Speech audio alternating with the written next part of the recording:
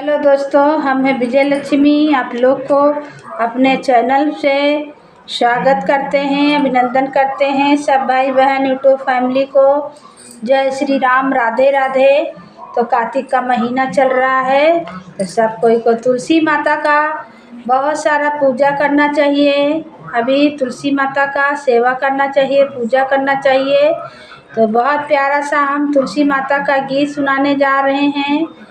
तो आप लोग लाइक में बताएं कैसा लगा और कमेंट करें। जय श्री राम। सब भाई बहन को राधे राधे, जय जय तुलसी मैया।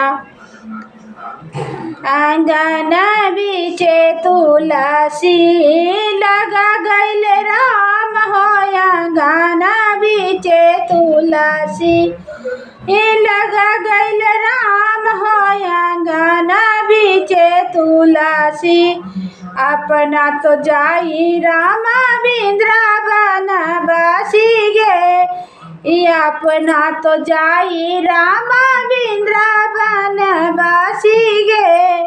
अरे माया के जाल में, माया के जाल में फंसा गइल हमें काया, गाना बीचे तुलसी लगा गइल राम हो, गाना बीचे तुलसी लगा गइल राम हो। अपना तो जाई रामा मथुरा में बासी गे, अपना तो जाई रामा मथुरा में बासी गे।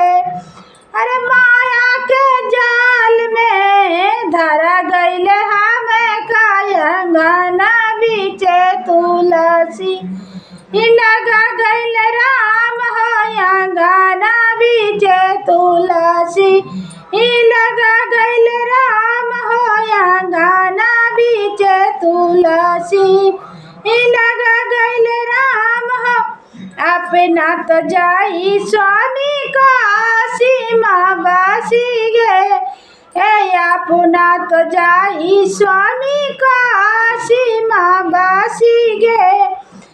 माया के जाल में धरा गइल हमें काया, गाना बीचे तुलसी लगा गइल राम हो, गाना बीचे तुलसी लगा गइल राम हो।